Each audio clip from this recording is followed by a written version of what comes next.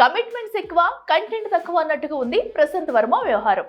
హనుమాన్ ఇచ్చిన జోష్తో ఎడాపెడా అడ్వాన్స్లు అందుకున్న ఈ కుర్ర డైరెక్టర్ ఇప్పుడు ఏ సినిమా చేయాలో తెలియక జుట్టు పీక్కుంటున్నాడు.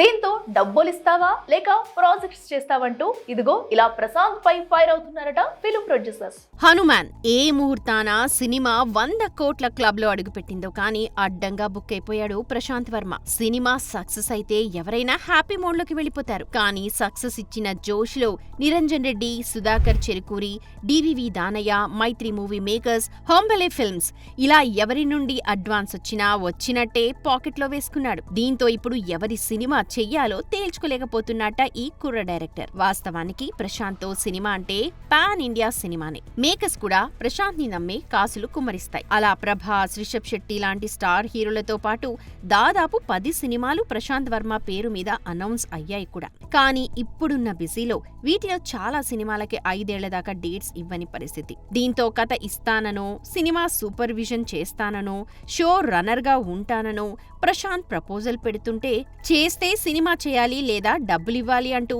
తెగేసి చెబుతున్నారట మేకర్స్. చూడాలి మరి వచ్చిన డబ్బులన్నీ స్టూడియోపై పెట్టేసిన ప్రశాంత్ వారందరికీ ఎలా సర్దుబాటు చేస్తాడు. For more videos like this, subscribe Big TV channel.